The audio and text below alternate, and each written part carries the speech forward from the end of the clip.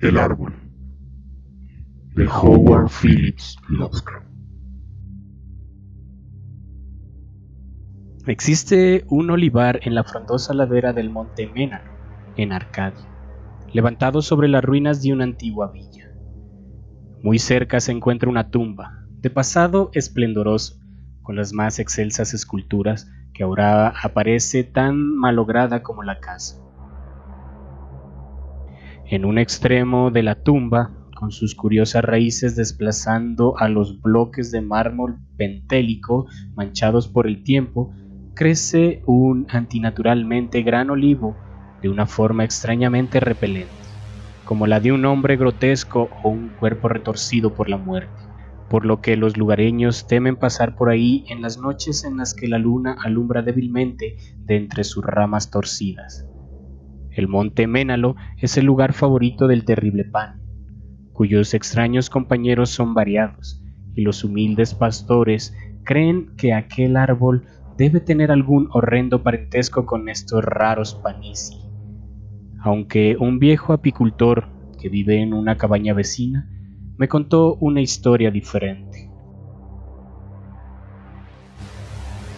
Hace muchos años, cuando la villa en la ladera de la colina era nueva y resplandeciente, vivían ahí dos escultores, Calos y Múcides.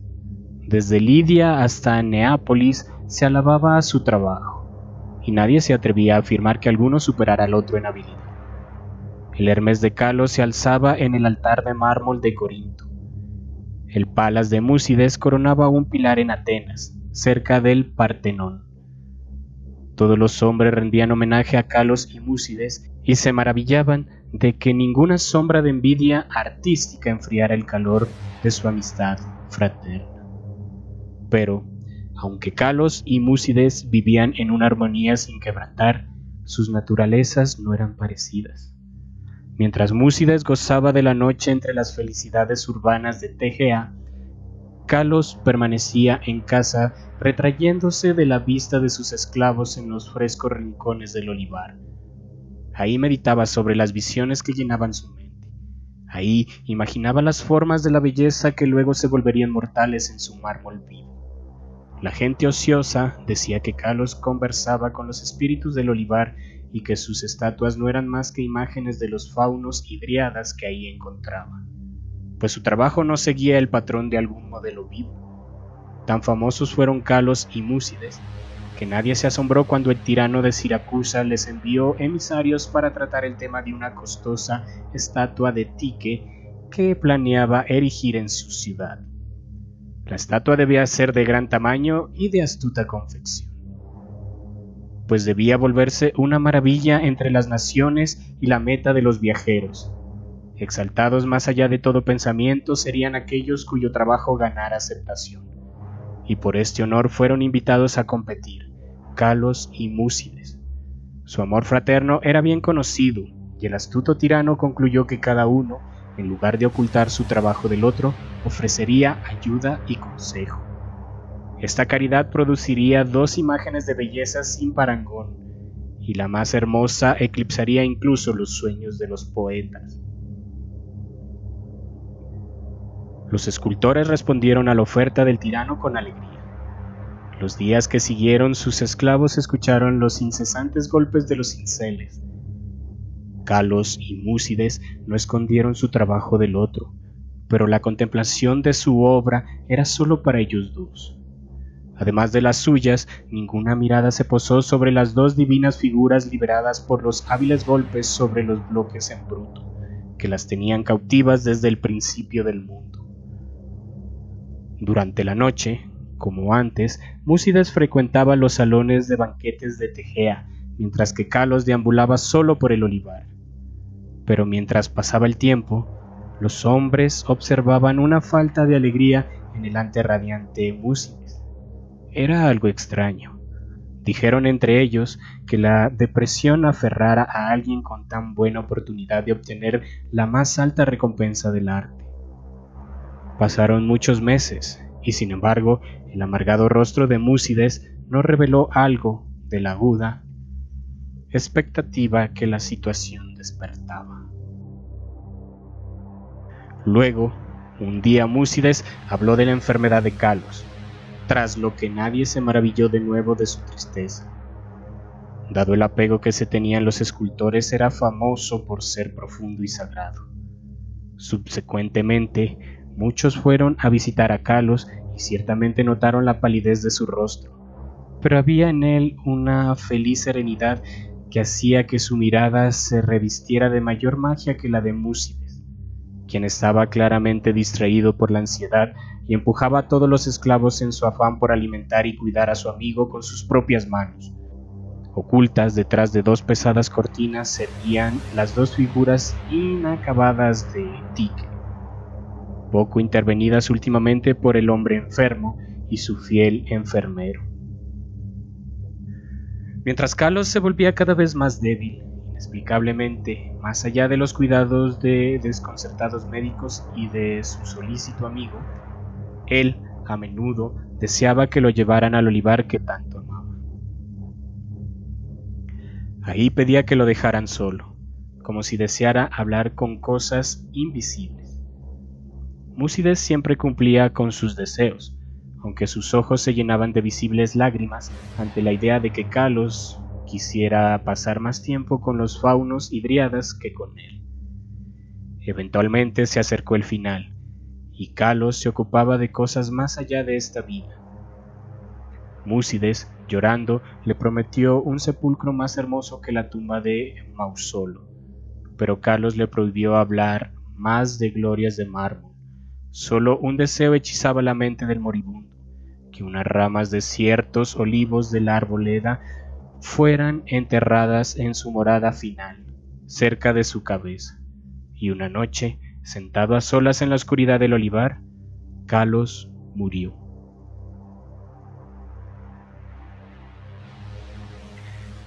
Hermoso, más allá de las palabras, fue el sepulcro de mármol que el afligido Múcides construyó para su amado amigo.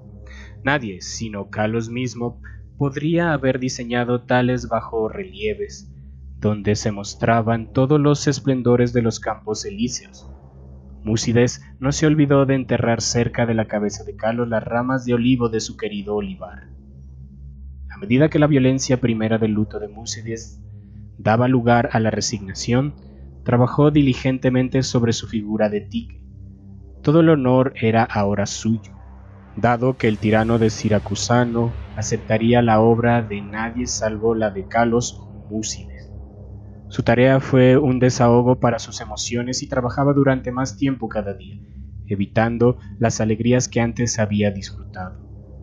Mientras tanto, sus noches eran gastadas junto a la tumba de su amigo, donde un joven olivo había brotado de la cabeza del durmiente.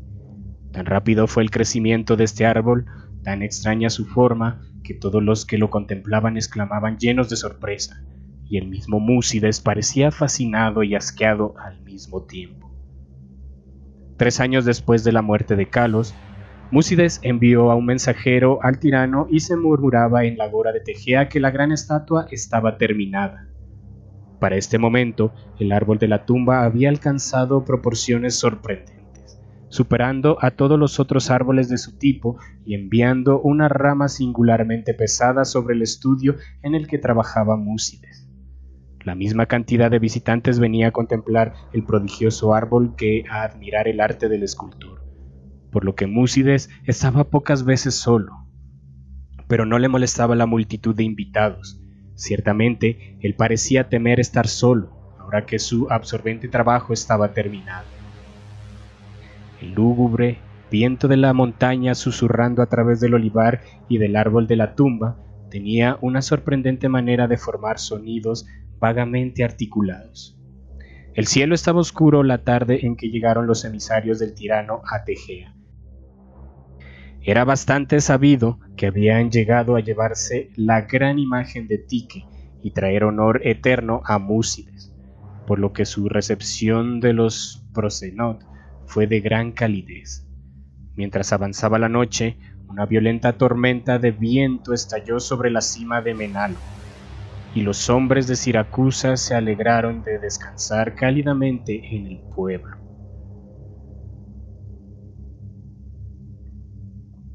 Hablaron de su ilustre tirano y del esplendor de su capital. Se regocijaron en la gloria de la estatua que Múcides había creado para él, y luego los hombres de Tegea hablaron de la bondad de Múcides y de su enorme luto por su amigo. También de cómo ni siquiera los laureles del arte podían consolarlo ahora de la ausencia de Calos, quien posiblemente los hubiera ganado en su lugar. También hablaron del árbol que crecía por la tumba, cerca de la cabeza de Calos. El viento aulló de manera más horrible, y tanto los hombres de Siracusa como de Arcadia elevaron plegarias a Eolo.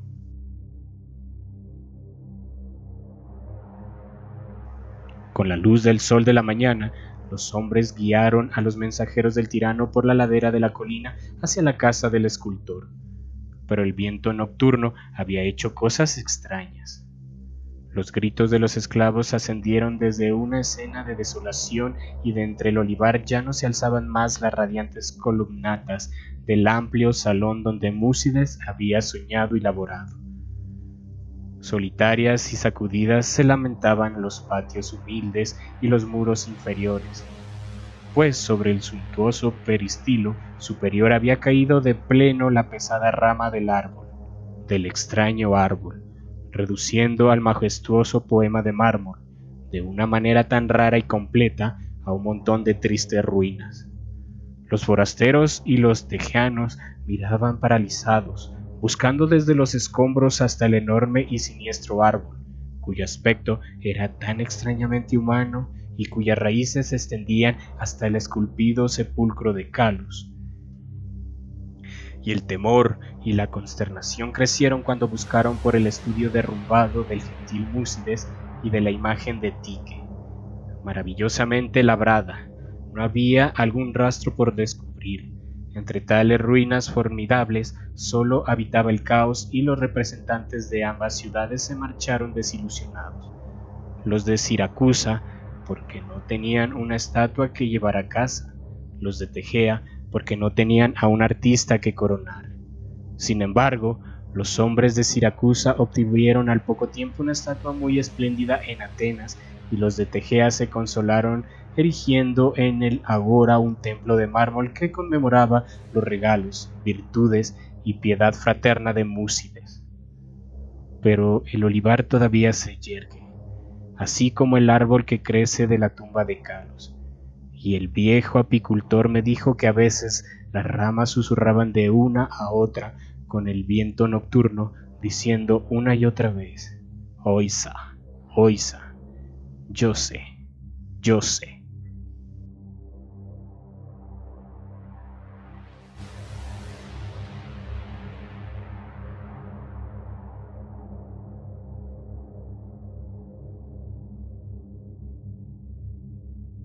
Si el video te gustó, recuerda dejarme tu like. Si quieres escuchar más historias así y ver más contenido relacionado con el mundo del terror y lo paranormal, suscríbete al canal de La Caja Paranormal. Sígueme en mis redes sociales, los links te los dejo abajo en la descripción.